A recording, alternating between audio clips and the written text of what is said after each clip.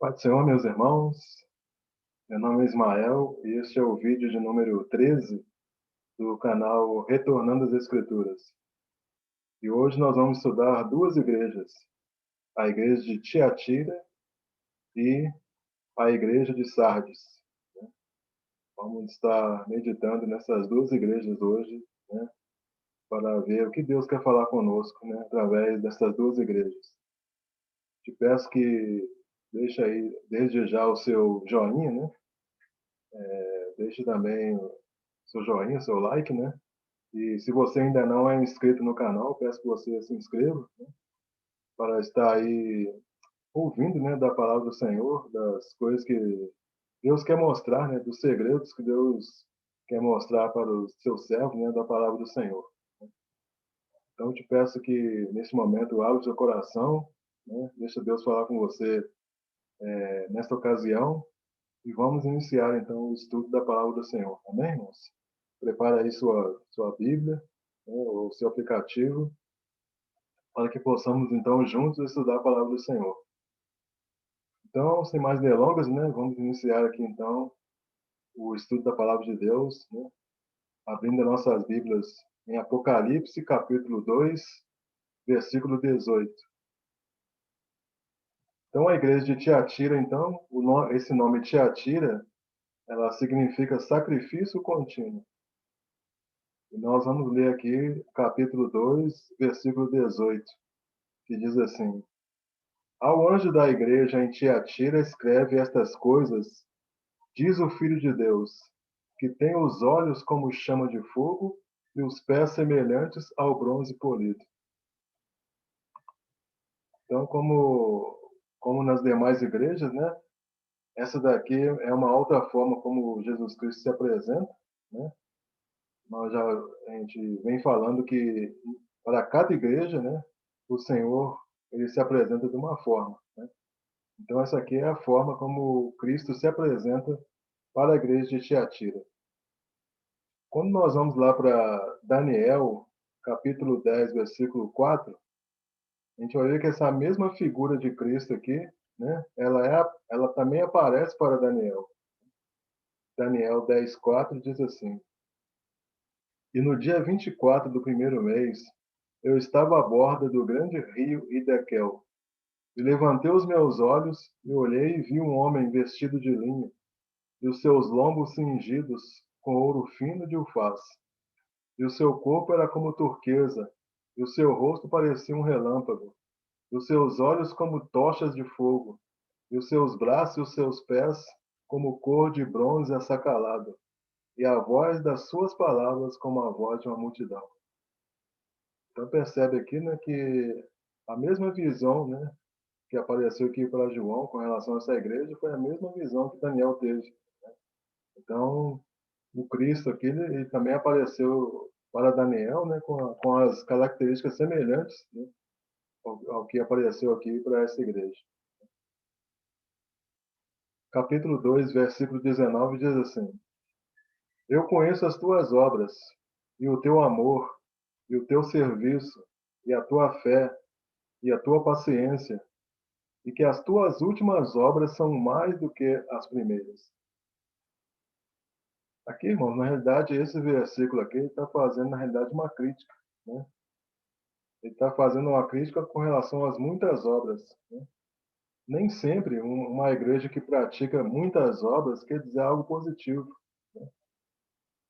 Ele está dizendo aqui que as últimas são mais do que as primeiras, né? Mas não quer dizer que são boas obras, né? Então, essa igreja aqui, ela praticava muitas obras, né? E as últimas obras eram mais do que as primeiras, mas não eram boas obras, né? E aqui é uma repreensão do Senhor no sentido de que a igreja deveria permanecer nas primeiras obras, né? Lembra que nós falamos das primeiras obras lá na igreja de Éfeso, né? Que aquela igreja ela praticava as primeiras obras, né? Quais eram as primeiras obras? O combate aos falsos profetas, né? As falsas doutrinas. Isso que a igreja de Éfeso fazia no início. Então Deus está repreendendo essa igreja no sentido de que ela permanecesse nas primeiras obras, né? Não que fizesse muitas obras, porque ela estava fazendo muitas obras, mas essas muitas obras não eram boas. E Deus queria que ela voltasse, né, à prática das primeiras obras. E aqui no capítulo 2, versículo 20, né, mais uma repreensão do Senhor, que diz assim: Mas algumas poucas coisas tenho contra ti, que deixes Jezabel, mulher que se diz profetiza, ensinar e enganar os meus servos, para que forniquem e comam dos sacrifícios da idolatria. Então aqui a passagem tá falando aqui que essa igreja, né, ela tolera Jezabel. E mais uma vez Deus, Cristo toma por empréstimo, né, uma figura lá do Antigo Testamento. A gente viu que na igreja de Pérgamo, Cristo tomou como empréstimo o nome de Balaão.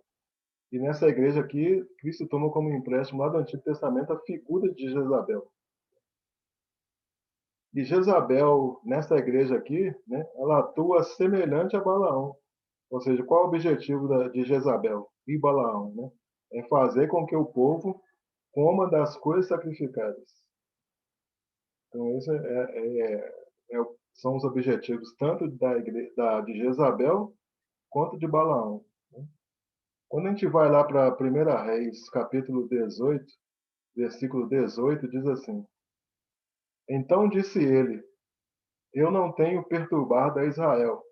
Aqui Elias falando, né? Mas tu e a casa de teu pai, porque deixaste os mandamentos do Senhor e seguiste os Baalins. Agora, pois, envia, ajunta a mim todo o Israel no Monte Carmelo, como também os 450 profetas de Baal e os 400 profetas de Azerá, que comem da mesa de Jezabel. Ou seja, que comem das coisas sacrificadas, né? Então, irmãos, nós sabemos que no contexto do Antigo Testamento, né, Jezabel perseguiu Elias, né? E Elias então ele fugiu de Jezabel, né? E Elias então ele tipifica a figura da igreja do fim, né? Da igreja também que vai fugir, né, para o deserto. Então nós sabemos que o ministério de Elias ele vai estar presente nas duas testemunhas, né? Que é um assunto que a gente vai está estudando lá no capítulo 11. E essa fuga de Elias representa o que? A fuga das duas testemunhas, né? Lá no tempo do fim. Né? Assim como Jezabel perseguiu Elias, vai haver um povo também que vai perseguir a igreja no final. Né? E nós sabemos que Jezabel, né? Ela é uma figura que promove, né, a propagação do seu Deus, né? Que é o Deus Baal, com ritos sexuais e usando o quê? Prostitutas no templo. E nós vamos estudar mais para frente, lá em Apocalipse 17, que lá fala de uma prostituta, né? Lá fala da grande Babilônia. E nós vamos estar estudando lá para frente que essa grande Babilônia, né? Ao mesmo tempo que é uma cidade que está lá no norte do Iraque, né? Nós vamos ver depois, a grande Babilônia também é um sistema corrompido, né? Econômico, político e religioso, que envolve todo mundo. Ou seja, a grande Babilônia ela é essas duas coisas. Né? Bom, capítulo 2, versículo 21, diz assim: E dei-lhe tempo para que se arrependesse da sua prostituição, e não se arrependeu. Então aqui Deus está dando um tempo, né, para arrependimento, né, um tempo para arrependimento para essa igreja. Né? Por quê? Porque na primeira metade da semana, as pessoas elas vão ser incitadas, né, por vários setores, né, inclusive pela própria imprensa, né, para que as pessoas usem a marca da besta. Né? A gente já viu no vídeo anterior, né, que o uso da marca da besta também tipifica comer das coisas sacrificadas. Né? Porque só pode comprar e vender quem tiver a marca. Né? Então, se você comprar um alimento, você tem que ter a marca da besta. Então, comprar um alimento significa o quê? Comer das coisas sacrificadas. Né? Então, no início da semana, então, o que vai acontecer? Vai haver uma propagação, né? Uma incitação para que as pessoas usem o nome da marca. usem a marca, né? Então, Cristo está se dirigindo para essa igreja, né? Deus está dando um tempo de arrependimento, né? Um tempo para que as pessoas se arrependam. Versículo 22 diz: Eis que a porei numa cama, e sobre os que adulteram com ela virá grande tribulação, se não se arrependerem das suas obras. Então, essa expressão aqui, estar em uma cama, significa que simboliza dores, enfermidades, angústias, né? Que é o que vai acontecer o quê? Na grande tribulação, né? Com maior, vamos dizer assim, intensidade na última metade, né? Da semana de Daniel. No versículo 23 diz: E ferirei de morte a seus filhos, e todas as igrejas saberão que eu sou aquele que sonda as mentes e os corações, e darei a cada um de vós segundo as vossas obras. Então, essa expressão, aquele que sonda rins e corações, né? A gente sabe que é uma linguagem poética, né? E a Bíblia, ela utiliza muito dessa linguagem poética, né? Em várias partes da Bíblia.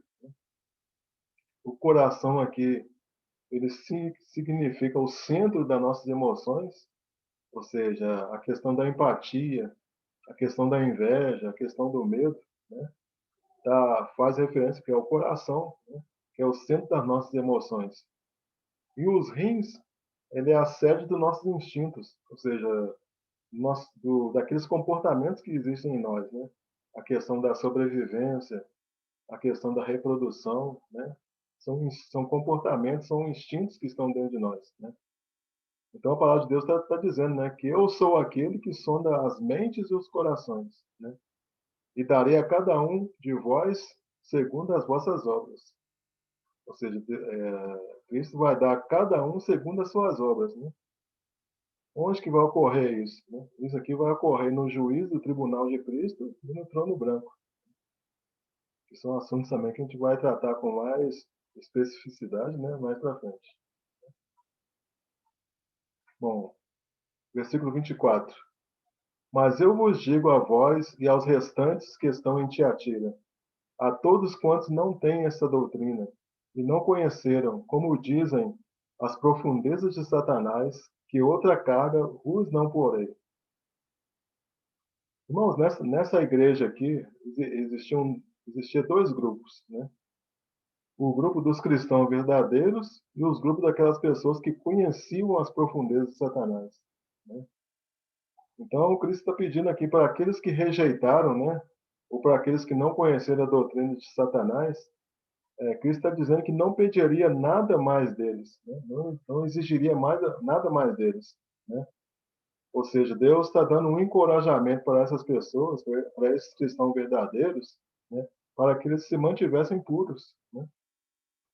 Eles já estavam se mantendo puros, ou seja, Deus está dizendo, eu não vou exigir mais nada de vocês, né? Porque vocês já estão se mantendo puros, né?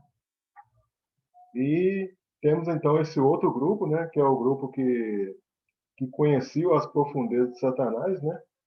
Então são grupos assim que são sedutores, né? São pessoas sedutoras que eles chamam a sua doutrina de profundeza de Satanás. Ou seja, são pessoas que vão persuadindo as outras pessoas para poderem vir para a sua religião, né? Se aprofundar no conhecimento da sua religião.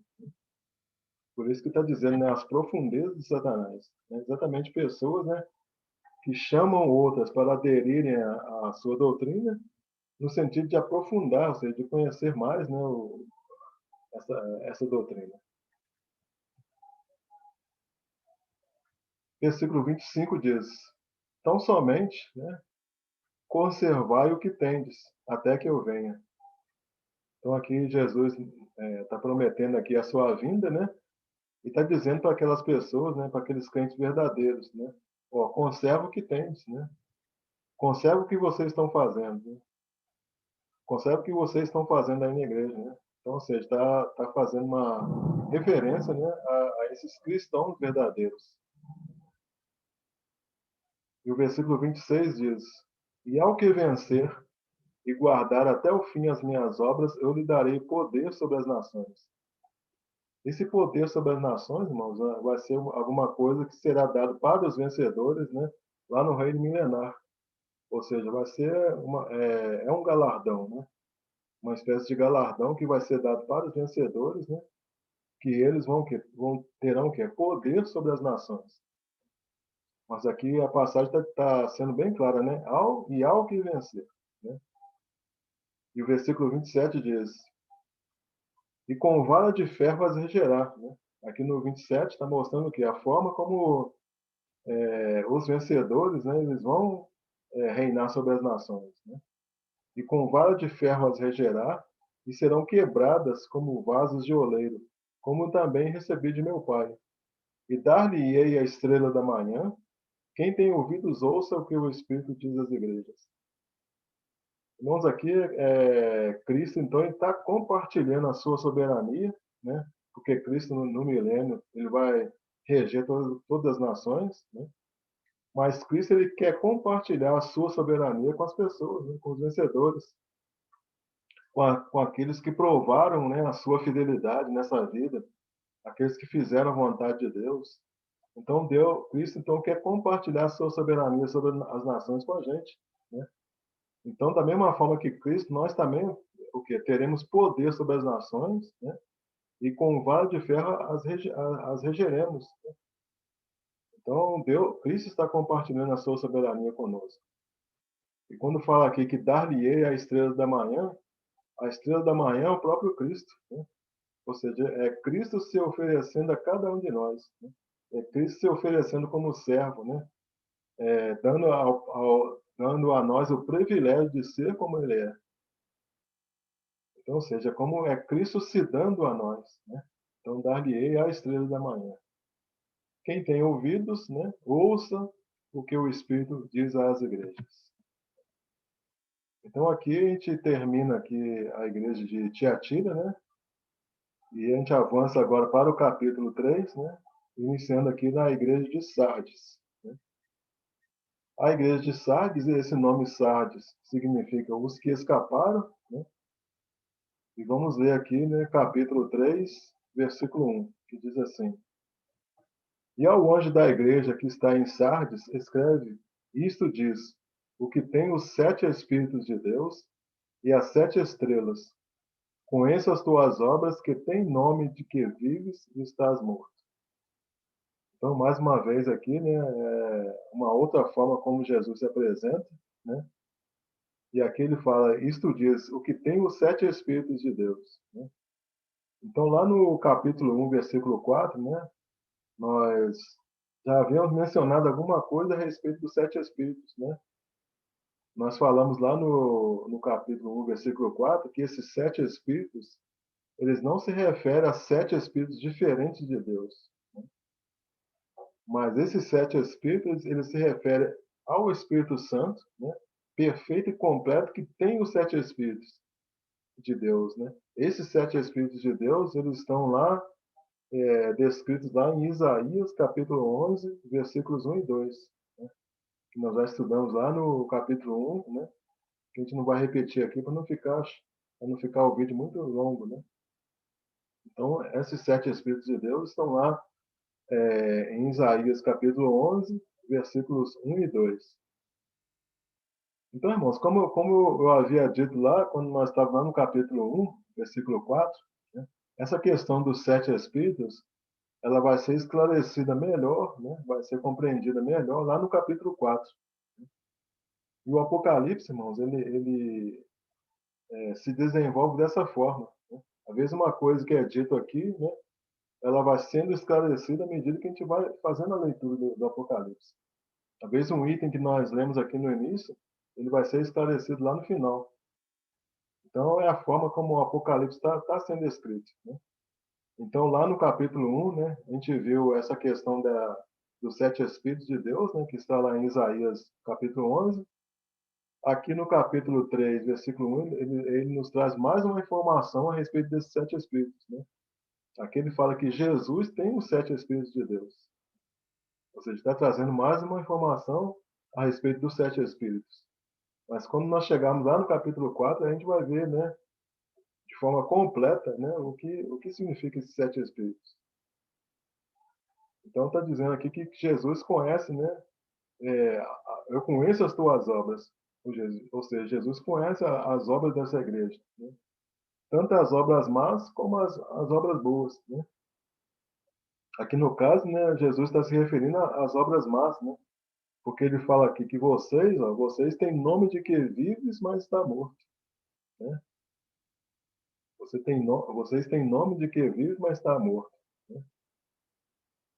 Então, se a pessoa ela tem sobre ela o nome de Cristo, né? Ela é uma pessoa que faz as obras de Cristo. Mas se a pessoa está morta, né? Ela não tem como praticar as boas obras de Cristo. Então, a pessoa que está morta, ela não pratica as boas obras de Cristo. Mas a pessoa que está viva, né? Ela pratica o quê? As boas obras de Cristo, né? Então, é isso que ele está querendo dizer aqui, né? Que conhece as tuas obras, que tem nomes de que vives, mas estás morto. Versículo 2: Ser vigilante e confirma os restantes que estavam para morrer, porque não achei as tuas obras perfeitas diante de Deus. Essa expressão confirma, né? Quando fala que confirma os restantes que estavam para morrer, né?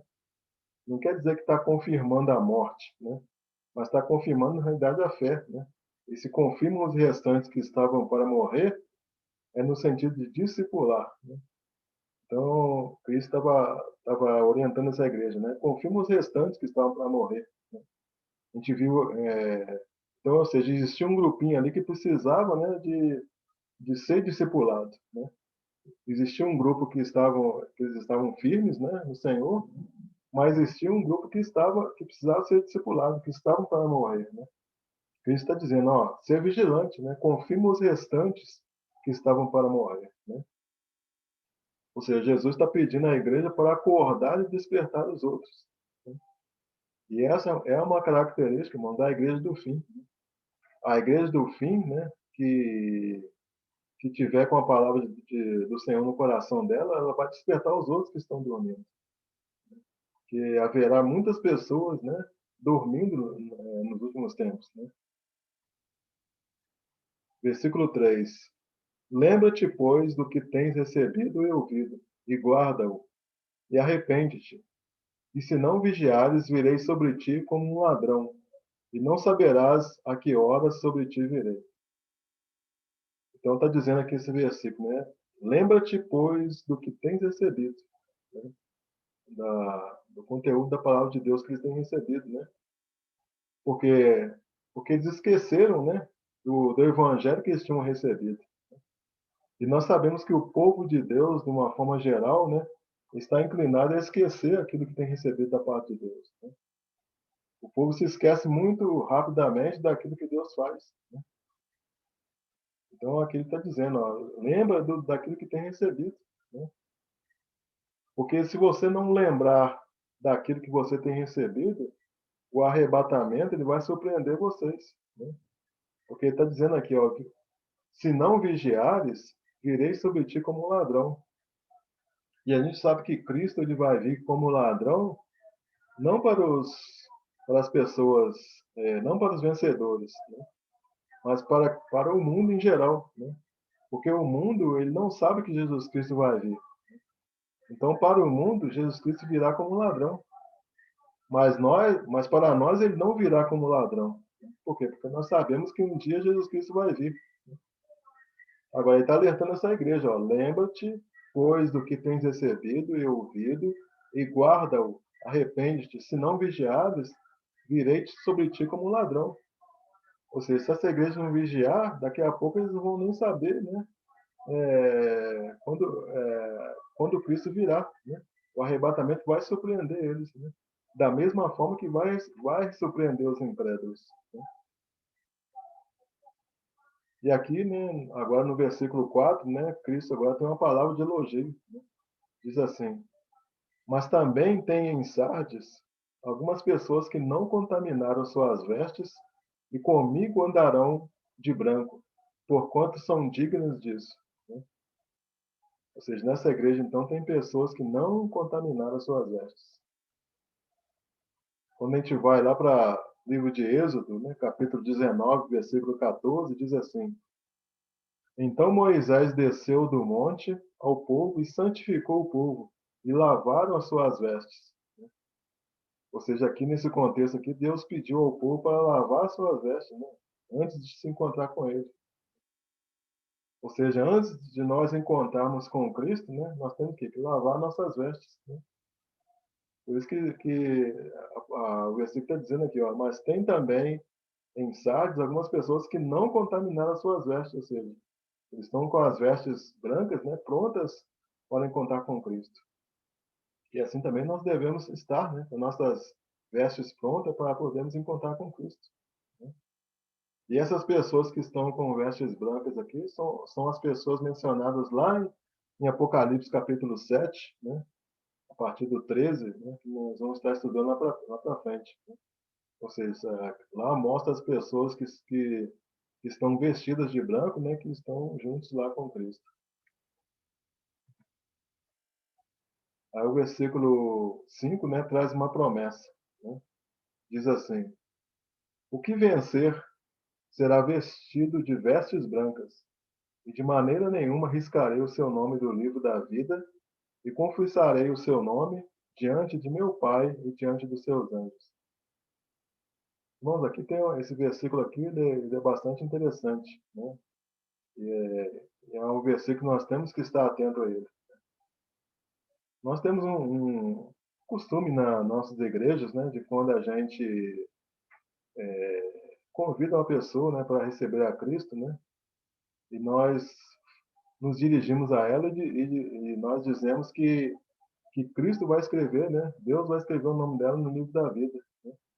Ou seja, a impressão que tem que todas as vezes que uma pessoa aceita, Deus vai lá e escreve o nome no livro da vida. Né? Mas esse livro da vida, ele já foi escrito desde a fundação do mundo. Isso que a palavra diz, que o livro da vida, ele foi escrito desde a fundação do mundo. Né?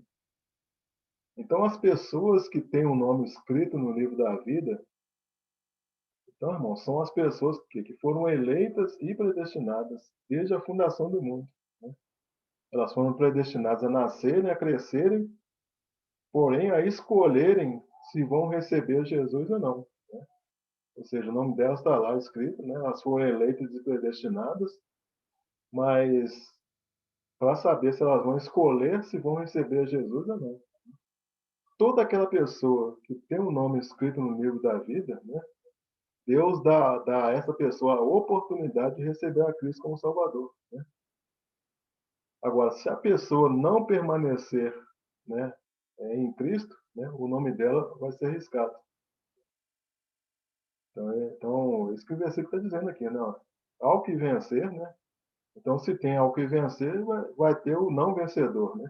Ao que vencer será vestido de vestes brancas e de maneira nenhuma riscaria o seu nome no livro da vida. Ou seja, o que não vencer, né, o seu nome vai ser riscado no livro da vida. Ou seja, né, o nome da pessoa está escrito no livro da vida. Mas se a pessoa não permanecer, o nome dela vai ser riscado. Né? Por que o nome dela vai ser riscado? Porque o homem, ele tem o livre-arbítrio. O homem tem a livre escolha se ele quer ou não seguir a Cristo. E se a pessoa não quiser seguir a Cristo, né, Deus risca o nome dela do livro da vida. Existem pessoas, né, que afirmam que Deus, uma vez tendo escrito o nome no livro da vida, Deus não tira o nome. Né? Mas aí, se isso fosse verdade, mano, Deus estaria sendo mentiroso, né? Porque ele fala, ele está sendo bem claro aqui no versículo, né? O que vencer será vestido de vestes brancas e de maneira nenhuma riscarei o seu nome no livro da vida. Isso quer dizer o quê? Que aquele que não vencer, né, ele vai arriscar. Né? Ou seja, só o que vencer, né, a pessoa que vencer, que ele não vai arriscar, mas o que não vencer, Deus vai arriscar o nome. Né? Então não faz sentido nenhum se ele disser, se ele falar que vai riscar, se ele não riscar. Né? Então Deus estaria sendo mentiroso. Então ter o nome inscrito no livro da vida significa o quê? Ser eleito. Né? Os nomes que são tirados do livro da vida, né, são nomes que vão servir, por exemplo, para provar que a pessoa era eleita. Olha, você era eleito, mas você escolheu não seguir a Cristo. Por isso que o seu nome será arriscado, foi arriscado. Né? Então, isso vai servir como exemplo, como prova lá no julgamento, né? Lá no tribunal de Cristo. Então, irmãos, não é porque o nome está no livro, né? Está escrito no livro da vida, que o nome não pode ser arriscado. Então, aquela pessoa, aquele que tinha o seu nome inscrito no livro da vida, né? Que foi riscado, para onde que essa pessoa vai? Né? Ela vai para o lago de fogo e enxofre. Né? Ela era uma pessoa eleita, né? Mas só que ela decidiu que não seguir a Cristo. Então o nome dela vai ser arriscado e ela vai para o lago de fogo e enxofre. Então, irmãos, é um assunto assim, que tem que ficar bem claro na nossa mente. Né? Então, ter o nome escrito no livro da vida significa o quê? Que você é um candidato, né, a ser rei e sacerdote. Você pode desistir? Pode. Né? Por quê? Porque você tem a livre escolha. Né?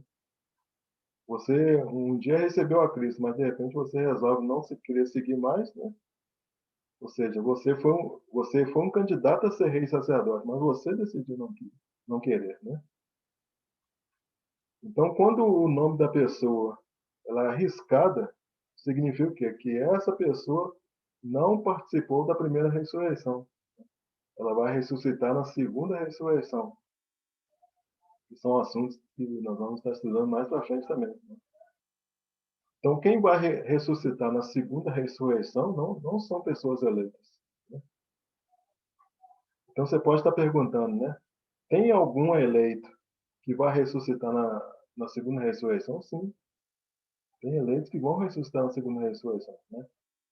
É exatamente o que? O eleito que teve o seu nome riscado do livro da vida. Né? Ou seja, são pessoas que não conseguiram alcançar, né? Que não focaram no objetivo que é Cristo, que ficaram no meio do caminho. Então, essas pessoas terão seu nome riscado.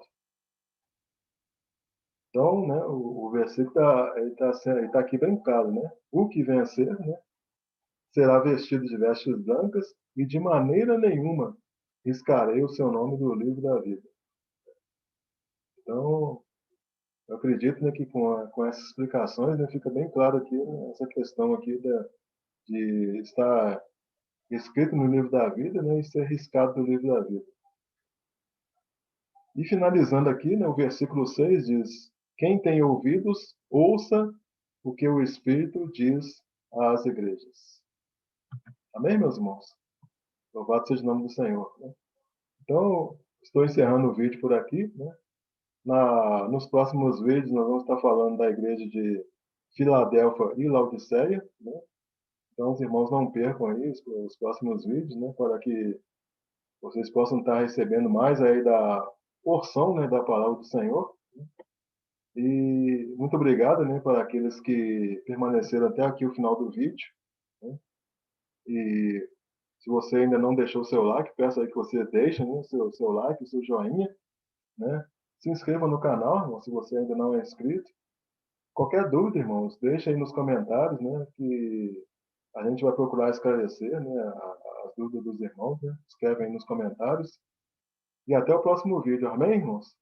Então, que todos aí fiquem na paz do nosso Senhor Jesus Cristo. Amém? Louvado seja o nome do Senhor. Amém.